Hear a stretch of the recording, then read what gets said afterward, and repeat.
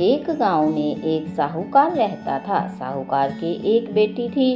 वह हर रोज पीपल सींचने जाती थी। पीपल के वृक्ष से लक्ष्मी जी प्रकट होती थी और चली जाती थी। एक दिन लक्ष्मी जी ने साहूकार की बेटी से कहा, तू मेरी सहेली बन जा। तब लड़की ने कहा, मैं अपने पिता से पूछकर कल आऊंगी। साहूकार की बेटी ने घर जाकर अपने पिता को सारी बात कह दी। तब उसके पिताजी बोले, वह तो लक्ष्मी जी है, अपने को और क्या चाहिए, तू लक्ष्मी जी की सहेली बन जा। दूसरे दिन वह लड़की फिर गई।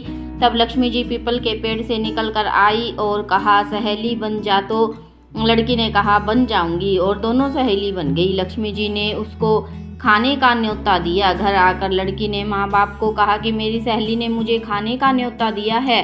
तब बाप ने कहा, सहेली के जीवने जाइयो, पर घर को संभाल कर जाना। तब वह लक्ष्मी जी के यहाँ जीवने गई तो लक्ष्मी जी ने उसे साल दुसाला ओढ़ने के लिए दिया, रुपये दिए, सोने की चौकी, सोने की थाली में 36 प्रकार के भोजन करा दिया।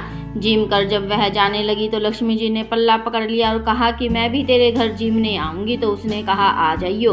वह घर आकर चुपचाप बैठ गई। तब बाप ने पूछा कि बेटी, सहेली के यहाँ जिम कर आ गई और तू उदास क्यों बैठी है? तो उसने कहा, पिताजी, मेरे को लक्ष्मी जी ने इतना दिया, अनेक प्रकार के भोजन कराए, परंतु मैं कैसे जिमाऊंगी, अपने घर में तो कुछ भी नहीं है। तब उसके पिता ने कहा, गोबर मिट्टी से चौका लगाकर घर की सफाई कर ले, 4 मुख वाला दिया जलाकर लक्ष्मी जी का नाम लेकर रसोई में बैठ जाना। लड़की सफाई करके लड्डू लेकर बैठ गई। उसी समय एक रानी नहा रही थी। उसका 9 लखा हार चील उठाकर ले आई और उसके घर में वह 9 लखा हार डाल गई और उसका लड्डू ले गई। बाद में वह हार को तोड़कर बाजार में गई और सामान लाने लगी तो सुनार ने पूछा कि क्या चाहिए? तब उसने कहा कि सोने की चौकी, सोने का थाल, शाल दुसाला दे दे, मोहर दे दे और सामग्री दे दे, 36 प्रकार का भोजन हो जाए, इतना सामान दे।